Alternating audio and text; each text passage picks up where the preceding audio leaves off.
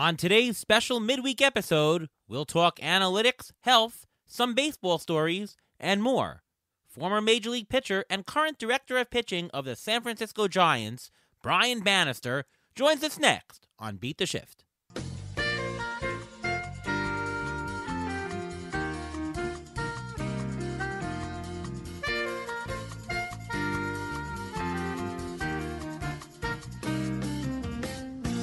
Welcome to another episode of the Beat the Shift podcast presented by Fangraphs. I am your host, Ariel Cohen, and with me as always is Ruvain Guy. How are you, Ruvain? I'm doing great. How are you doing today? I'm doing fantastic, and we've got a great show for you tonight. We have a former major leaguer who pitched 5 major league years with both the Mets and the Kansas City Royals. His best year in 2007, he had a 3.87 ERA, accumulating a 2.3 WAR in that time. He also has coached for both the Boston Red Sox and currently with the San Francisco Giants. Please welcome to the show, Brian Bannister. How are you, Brian? Doing well. Great to be here. Oh, thank you so much for coming on the show. Our pleasure for having you. And, just before we start, what would you say has been the highlight of your career so far? The obvious answer is winning the World Series in 2018. That was the culmination of a lot of work and failure as both a player and a coach. And to just do that in a team environment and stand up on the stage at Dodger Stadium and hold that trophy up with your friends and front office mates, it was pretty incredible. And so that was definitely the highlight. Yeah. What was your highlight of your playing career as well? My favorite story is in my favorite game ever, my favorite highlight, I lost, and it was pitching at Fenway Park. If you get into the 8th inning as a visiting pitcher, whether you like the song or not, Sweet Caroline comes on as you're warming up for the inning. And it's a pretty special thing to still be out there against the Red Sox at Fenway. The music's playing, the fans are going nuts. I gave up a double off the wall to Dustin Pedroia and lost, but I went 8 shutout up to that point, and that was my favorite game I ever pitched in. So that is still the little boy inside of me. I loved pitching in that game and just being out there until the end of the game. And so that was my personal highlight, even though I lost. Wow. And since Ruvain and I are Met fans, do you have a favorite Mets moment? That team in 2006 that I was on was incredible. We should have won the World Series. Yeah. To be around Pedro and Glavine, to be around so many all-stars, guys that had tremendous careers. We won the division. The Andy Chavez catch that year. Even though we lost, it was such a tremendous team. And, my catch partner was Chad Bradford, the submariner from Moneyball fame. And there are a lot of guys that took me under the wing that year. And I just enjoyed the team and everything about the city that year.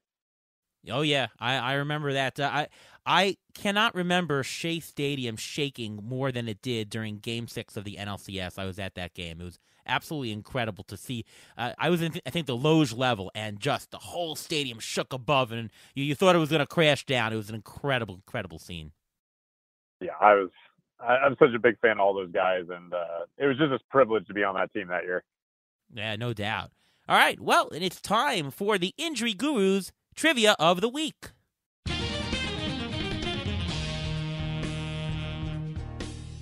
Well, you mentioned a little bit about your playing career, playing with the Mets, playing with the Royals.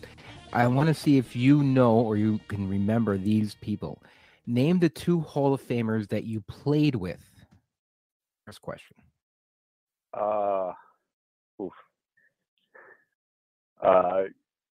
Glavine and Pedro on the 06 team. Yep, you were 100% correct. Those are the 2 Hall of Famers that you played with. But now this is a little bit of a tougher question. Can you name 5 players who are still in the MLB? They're still playing, and you played with them. I'll give you a hint. 4 of them are pitchers.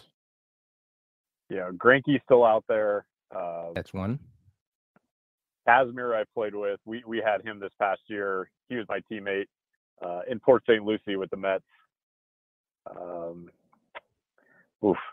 Yusmeiro Petit, Joaquim Soria was still around this past year. I'm trying to think who else. Anybody that's still playing has had a tremendous career. Well, not 100% true, but Gerard Dyson, he's still playing. Jesse Chavez, he's still playing. You Jes- played with him in Kansas City. Jesse's And done very well for himself. And of course, I have to save this for last, but Oliver Perez. Oh, wow. Oliver Yeah. Perez, he's still playing. He's still pitching. Based on this, you've had a long career. Based on major and baseball, you're still considered 5 years, still considered a long career. But you played in college also. Talk about the impact that you had on your college team. I had a couple scholarship offers to other small schools, and I'm a big photography cinema nut. And so I went to SC with the ill intentions of also being in the film school, and had to walk on at SC. I got an art scholarship.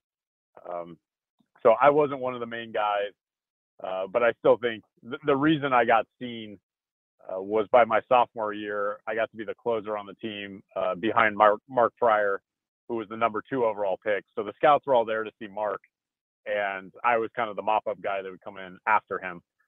So I got seen a little bit that year and played on some good teams in a good program, but just privileged to go to the College World Series my first 2 years. And my senior year, got to be one of the main starters on the team and get drafted by the Mets. So that was a real privilege. So this is the Fangraphs podcast, so I definitely have to talk about analytics. And, in your current role, you're the Giants director of pitching, and you do things like predictive analytics, machine learning, pitch design, 3D motion capture, biochemical modeling, visual cognitive deception. Oh, my goodness, that's quite a lot of stuff. And clearly you're a big proponent of analytics. Can you explain what some of these terms are, some of these things that you use to help others in terms of analytics, and what your impact is now on your current Giants team? I wish I was much better at coding than I am and building models. My way of approaching the game from an analytical perspective is to kind of build mental models on what I know is happening, even though I can't quite explain it. I'm not the guy that can actually quantify it with the code, with the math, but I'm always hunting around the ideas. And so a lot of my original ideas that I kind of came up with a decade plus ago have held true until now, even though at the time I couldn't quantify it either because the technology wasn't out at the time. We started with QuestTech in 2002, PitchFX 2007, TrackMan 2012, and Hawkeye now. But when I was kind of trying to figure out some of these things, just sitting in my garage at home, this was even pre-TrackMan, so we didn't have spin rate, we didn't have extension. I kind of had to sketch out a lot of these concepts and rough them out in my head. But some of them have held up for the last decade on what I came up with back then. And it's been fun to work with people much more talented than me to actually quantify them over the years. But a lot of the competitive advantages that I developed a long time ago have still served me well throughout all these years. And now that we have Hawkeye, we can quantify a lot more things than we used to.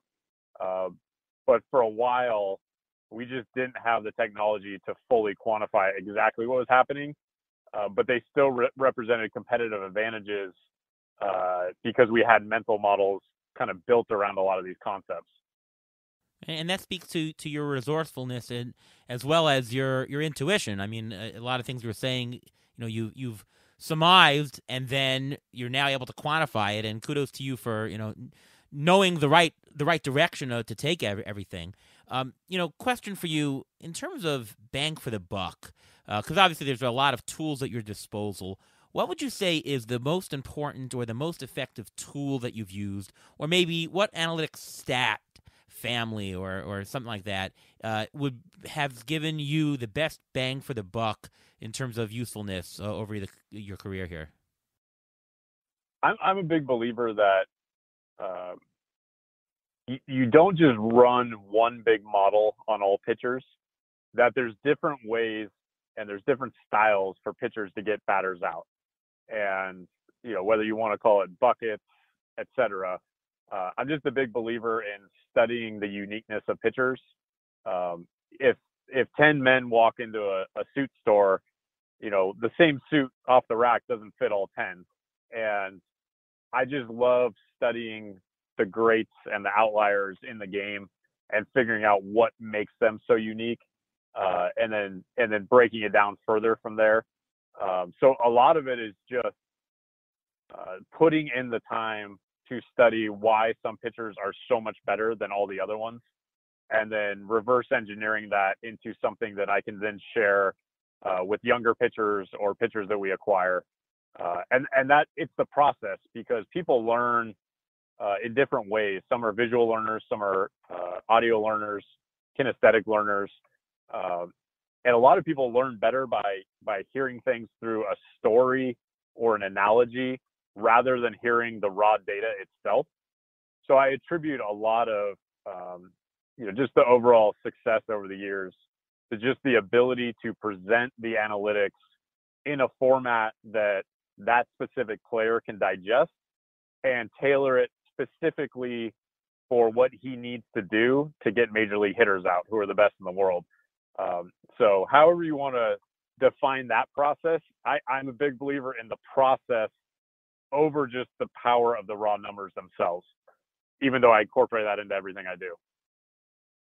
Have you found that certain organizations are either ahead of the analytics or behind in the analytics or just on par? Yeah, for sure. And I've had the privilege of working with people that have been part of the inner circle of pitching at the major league level. Houston, when Sig was over there, Mike Fast. You see what Cleveland's done over the years, Tampa. There's certain organizations that were ahead of everybody else. And I was fortunate to get exposure to people that had learned from really talented people in those organizations, and kind of compiled all that information along with my own self-discoveries. So I'm definitely a compilation of a lot of talented people and concepts, and continue to make new discoveries all the time. But I attribute a lot of my success to being willing to learn from other organizations and study what they're doing, the types of pitchers they're acquiring, how they're developing them, and then studying the great pitchers in those organizations and what makes them so great. Got a mailbag question from Michael, and he asks, hey, Brian, can you give some insight into what teams might be looking at that fans don't have publicly available? There's a lot of bright people working on things like VAA, seam-shifted wake, and other ERA estimators. So, Brian, is there anything else that you can tell us about maybe what's coming in terms of the next step of analytics, or maybe what we can see on the horizon? I think some of the most valuable things have always been the things that aren't explicitly told through the data, the things that have to be inferred, the things that are derivatives of the data. I remember sketching out my first BAA model back in 2011, and it's something that I've refined for the last decade. I always believed in seam shifted wake, just for the simple fact that when you throw a knuckleball with no spin on it, it still moves like crazy. So I knew something was impacting the baseball when there's no Magnus forces on the baseball. And so I always knew it existed. And you watch Greg Maddux throw, front door hip shot two seamers, and you're like, how did the ball move like that? I just knew there were other things happening. And as I got more exposure to pitchers that could leverage those concepts, like Rick Porcello in 2016 winning the Cy Young and seeing a lot of it up close, working with Stephen Wright, who was an all-star knuckleballer, working with the submarine pitchers, I've just slowly added skills to my skill set by working with these pitchers and kind of learning and absorbing what they do so special. And I think that's the fun part is, you might not find it on Baseball Savant, or you might not see it on Brooks Baseball, but there's just things that you can kind of model in your head. They're happening, even though there's no way to prove it. But then that's where it gets fun to dive in with pitchers and try and figure it out. Yeah. I was just listening to Alex Chamberlain, one of our other writers over at Fangraphs, and he was talking about, a lot of it has to do with the attack angle and whether you're throwing high or low fastballs. And he pointed to Paul Sewald, who has the straightest fastball in baseball currently, and he has one of the lower release points, and the fastball seems to almost move slightly upward. And Sewald struck out over 100 batters in relief work this year. I mean, have you seen things like this happen? You know, if you look back, I study baseball history constantly. You just look back, any great photo of like Tom Seaver throwing, Nolan Ryan throwing, you know, there's just things those guys did that are different. I think one of the reasons pitchers are good is that they present something unusual and different to hitters, whether their body is unique. You know, there's some attributes about them that are outlier. That it's been that way throughout baseball history, and that's what I find so fascinating. You know, Koufax's high arm slot, Mariano's, you know, rising cut fastball. There's just things that some pitchers do that nobody else can do. So I'm always searching for attributes that represent something different from the crowd, just because it's hard for hitters to predict the path of the baseball when they have no way to practice that type of pitch and they've never seen it before. It's just hard to get into the batter's box under pressure in a game and make solid contact with a pitch they've never seen before. Now, we know of the Astros scandal that they were using technology to steal signs, relaying the information in real time to win games. But there isn't anything wrong in studying and preparing for your opponent in advance. And of course, figuring out sequences during the game the old-fashioned way or watching video. How much of analytics do you use to help your teammates or your the players on your team play to their strengths and also figure out how to exploit the other team's weaknesses? I think a big part of preparing the modern day pitcher to go out and compete is just letting them get comfortable with what their own personal analytics are, knowing their body, because ultimately you can't coach them on every pitch. They have to make the adjustments themselves. But when they're so fluent in their own numbers, their own analytical concepts that lead to their success on the field, and you build up that culture, you know, in Boston, we started off having to educate all the pitchers on all their numbers. But then by the time we won the World Series in 2018, all the pitchers knew their numbers. They knew what they needed to do out there. And, you know, they would ask me questions. And once you get the culture to that point where the pitchers are craving the information as fast as you can give it to them, you know you've succeeded, and they become their own best coaches out on the field. And being an orthopedist, I also want to know how much of the analytics are devoted to keeping players healthy, particularly on the mound, you know, with pitch counts and stuff like that. I think teams have studied that for a long, long time. You know, I think there's certain things that predispose a pitcher to injury, and some pitchers with the way they pitch and the way their body is put together are more predisposed to injury. They just inherently come with a higher injury risk. And that kind of happens at the acquisition stage in the draft, international, pro trades. So to me, you're assessing a lot of that risk ahead of time instead of just dealing with it after the fact. They're putting the forces on their joints, on their elbows, on their shoulders, you know, at certain levels. And different styles of pitching are harder on different types of joints. And so when you have a certain pitcher, you know he's just predisposed to getting fatigued in a certain area of his body. And, you know, like a submarine pitcher is more likely to have hip or lower back injuries just because they're always bending over when they throw on every pitch.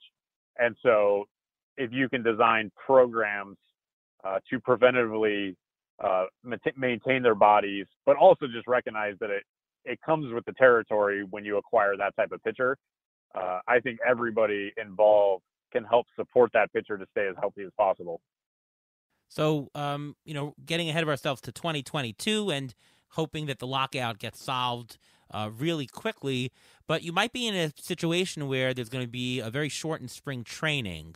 How do you intend to prepare your pitchers in the short amount of time? for the next season? How are you going to prevent them from getting injured because of a compressed spring training and so on and so forth? We almost had a dress rehearsal with the 2020 season in that we had a very quick ramp-up time. This organization, and I give a ton of credit to all the coaches and staff, they stay in touch with all the players. Obviously, right now, you can't talk to the 40-man guys or free agents, but, the minor leaguers, the guys that you can talk to, they are always checking in on them, and the staff has really done an amazing job of making sure they're physically prepared. And prior to the lockout, you kind of had to be in touch with everybody and say, we don't know when we're going to get to talk to you again, but here's your plan.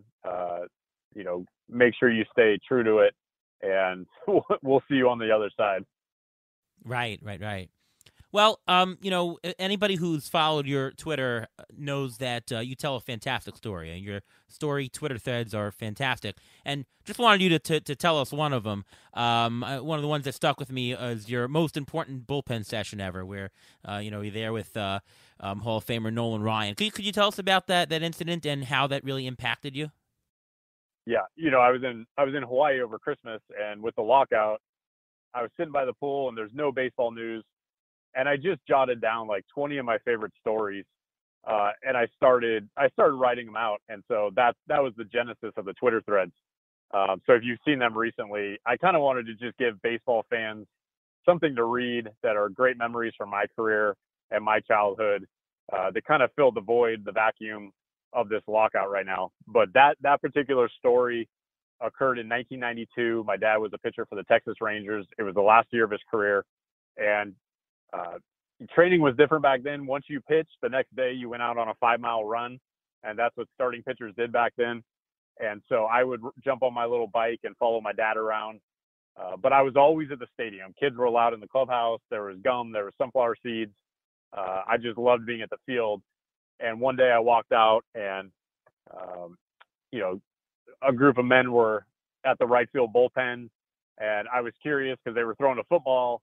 And I went and sat down and started watching, and, two completely different styles of pitchers.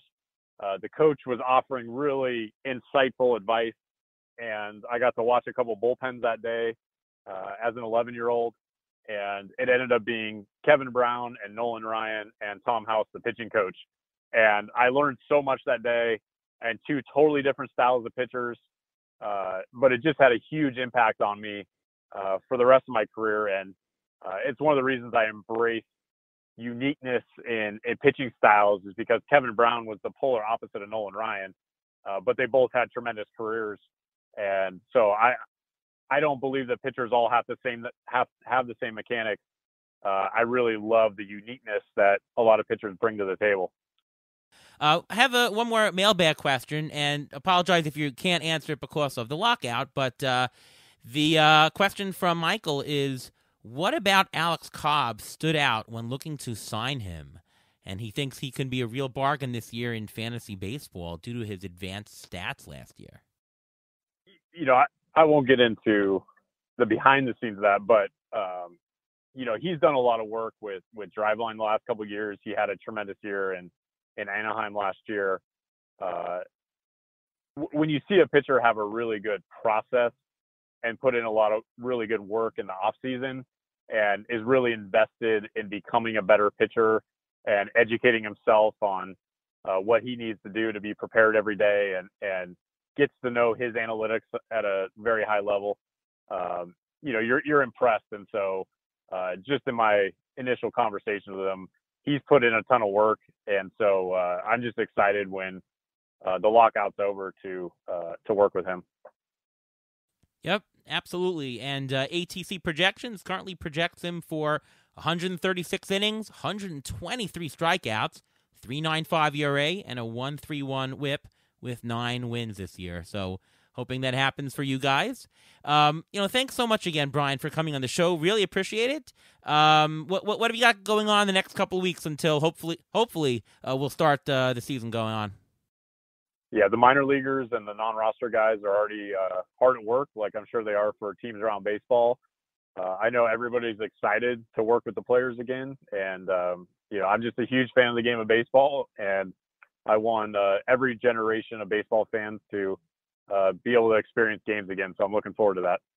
Likewise. All right. Again, that's Brian Bannister. Thank you so much for joining the show. I'm Ariel Cohen here with Ruvain Guy, and we'll see you next time on the Beat the Shift podcast presented by Fangraphs.